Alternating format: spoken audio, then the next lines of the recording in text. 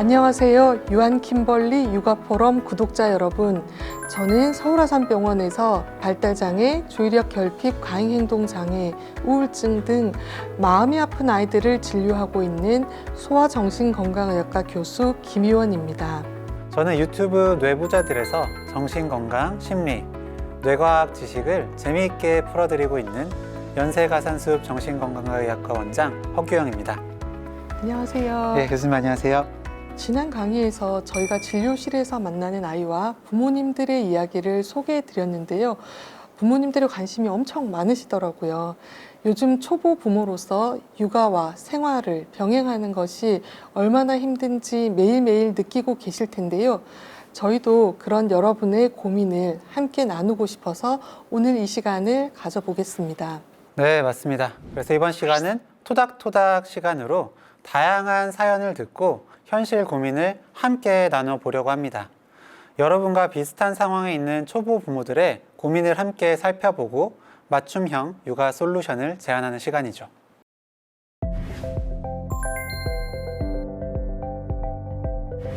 먼저 워킹맘, 워킹데디 각자의 아이 애착에 대한 사연을 소개해 드려 볼게요. 첫 번째 사연은 어흥준이님의 사연인데요. 32개월 된 나마를 키우는 워킹데디입니다. 스케줄 근무로 아이와의 시간이 부족해 아이가 엄마에게 집착하며 아빠와 있을 때도 엄마를 찾습니다. 엄마가 없으면 잠도 안 자고 울며 찾는 상황이 반복되는데 아빠와의 애착 형성 방법과 엄마가 없어도 아이가 안정적으로 지낼 수 있는 방법을 알고 싶습니다. 라고 사연을 보내주셨어요. 아빠와의 애착 형성을 위해서 중요한 건 엄마가 없어도 아이가 아빠와 시간을 보낼 수 있는 그런 특별한 환경을 만들어 가는 것입니다. 그래서 첫 번째로 중요한 실질적인 방법은 단계적으로 엄마와 좀 분리하는 훈련입니다. 예를 들어서 엄마가 집 안에 있을 때도 일부러 잠깐 엄마가 방 밖에 나가 계시거나 엄마가 집안일을 하거나 이렇게 하면서 아빠와 아이가 둘만 있는 시간을 만드는 훈련을 시작할 수 있고요. 이때 아빠가 아이의 관심을 끌 수 있는 특별한 놀이, 특별한 장난감이나 아이가 좋아하는 책 혹은 신체놀이 같은 것들을 같이 하면서 이건 뭔가 아빠랑만 할 수 있는 특별히 재미있는 시간, 이런 느낌을 아이에게 주는 겁니다. 이런 과정을 통해서 점점 엄마가 없는 시간에 아이가 익숙해지도록 하는 겁니다. 네, 여기서 말씀해 주신 거에서 또 중요한 거는요. 이별 신호를 정확히 주는 겁니다. 엄마가 나가기 전에 엄마 잠깐 어디 갔다 올 거야. 그동안 아빠랑 이렇게 놀아볼래? 라고 분명히 이야기를 하시고 그렇게 나가는 장면까지 보여주셔야 됩니다. 엄마가 갑자기 사라지지 않고 아이가 준비될 수 있도록 예고된 분리를 실천을 하시는 거죠. 아빠의 시간을 이 예측 가능한 패턴으로 만들어서 안정감을 주시는 거죠. 그리고 마지막으로 엄마가 잠시 자리를 비울 때는 일정한 시간표를 도입하는 것도 효과적입니다. 매일 정해진 시간에 아빠와 특별한 놀이 시간이 있다면 아이는 그 시간이 되면 엄마가 없어도 아빠랑 이렇게 노는 거구나 하고 받아들이는 거죠. 예를 들어서 저녁 7시부터 7시 반까지는 매일 아빠와 그림 그리거나 혹은 저녁 식사 후에는 아빠가 책 읽어주는 시간을 가진다거나 이런 식으로 좀 정기적으로 아빠와의 시간을 마련하면 엄마가 없을 때도 아이가 불안해하지 않고요. 또 다음번에 아빠와 노는 시간에 뭐 하고 놀까? 아빠하고 재밌는 얘기 해야지? 이렇게 하면서 기대하게 됩니다. 아이는 패턴 그리고 일관성을 통해서 안정감을 느낍니다. 이런 일정한 루틴을 아빠가 직접 주도하면서 아이와의 관계를 쌓아나가면 자연스럽게 엄마 없어도 아빠와 함께하는 시간에 이 불안이 줄어들 거예요. 저도 이런 시간을 점점 가지면서 그 아이가 엄마를 찾지 않게 될 때 굉장히 그 뿌듯함을 많이 느끼게 그러셨을 되더라고요. 것 같아요. 네. 내가 잘하고 있구나. 네, 맞습니다. 이때 중요한 건 조금씩 시간을 늘려가는 겁니다. 처음에는 5분, 10분에서 시작해서 30분, 1시간 이런 식으로 단계적으로 확장을 해 나가는 거죠. 더니맘의 사연인데요. 10개월 된 아기를 둔 워킹맘입니다. 아이가 저보다 외할머니에게 더 애착을 보이고 일과 육아를 병행하다 보니 아이와의 시간이 부족해 애착 형성에 영향을 미칠까 걱정됩니다. 퇴근 후 짧은 시간 동안 아이와의 관계를 강화할 방법을 알고 싶습니다. 이렇게 고민을 보내주셨거든요. 근데 사실 이런 상황 정말 많은 워킹맘들이 겪고 있는 고민입니다. 아이와의 상호작용에서 중요한 건 얼마나 오랫동안이 아니라 어떻게 시간을 보내느냐입니다. 아이가 잠들기 전에만이라도 이 정서적인 교감을 깊이 나눌 수 있는 활동을 해보세요. 예를 들어서 저녁 시간에 아이한테 집중적으로 스킨십을 하면서 막 이제 노래를 불러준다든지, 또 저도 잘 안 되는데 막 핸드폰 하면서 아이 보게 되거든요. 그게 아니라 핸드폰 내려놓고 눈을 맞추고 미소를 교환하는 것만으로도 아이는 엄마, 아빠와의 관계를 강화하게 됩니다. 그리고 또 스킨십은 아이와의 애착 형성에서 정말 중요한 부분인데요. 신체적인 접촉을 통해서 아이는 부모에게서 안정감과 사랑을 느끼게 됩니다. 특히 아이들의 뇌는 신체 접촉을 통해서 부모와의 유대감을 강화하고 신뢰를 형성하게 됩니다.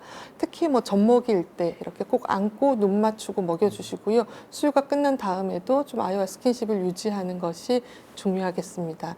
퇴근 후에 짧은 시간이라고 하더라도 아이를 꼭 안아주고 따뜻하게 다정하게 말 걸어주면서 엄마의 온기를 느끼게 해주는 거죠.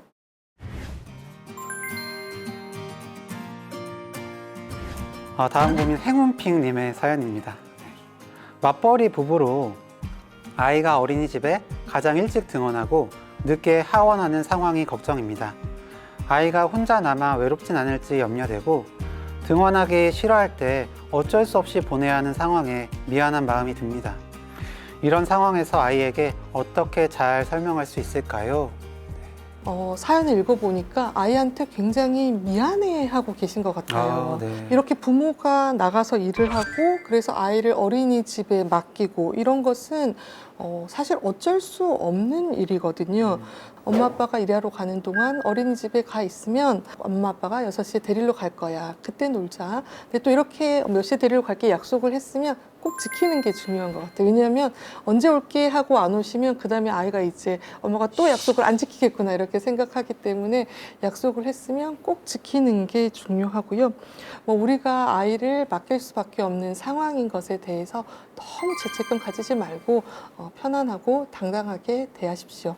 좀 비슷한 사연 또 보내주신 분이 계시는데, 주인공은 나야 나 님의 사연도 비슷합니다. 하원 후 친구들끼리 놀이터에서 놀고 하면서 더 친해지더라고요. 저는 그렇게 해주지 못하다 보니 엄마들끼리도 어울리기 힘들고 아이도 혹시 거리감을 가지게 될까봐 이 부분이 제일 걱정이 됩니다.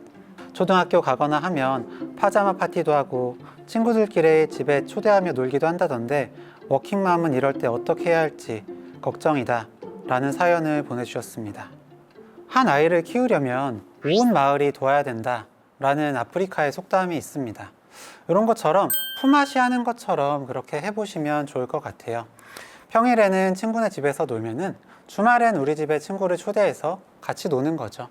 이게 둘이 하나 보는 것보다 넷이 둘 보는 게 훨씬 편합니다. 훨씬 편하지 않습니까? 아이도 좋아하고요. 워킹맘, 워킹데디, 이 맞벌이 부부는 출근 안 하는 날, 보통 주말이 되겠죠? 이때를 적극 활용하셔야 됩니다.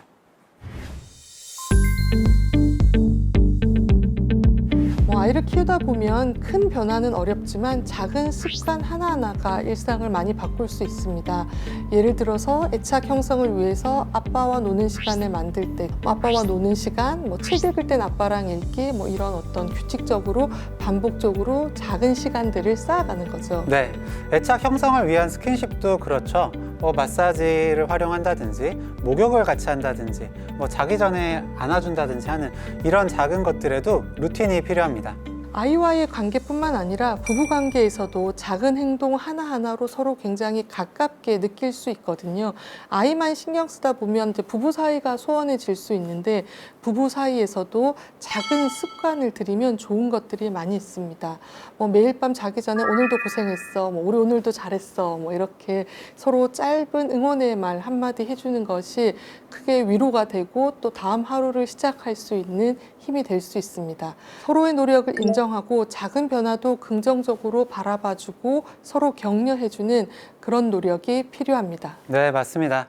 제가 최근에 70대셨나? 되게 오래 부부 생활을, 결혼 생활을 잘 하신 분한테 비결이 뭐냐라고 물어본 영상을 본 기억이 나요. 그래서 그 말씀하신 게 당연한 건 없다.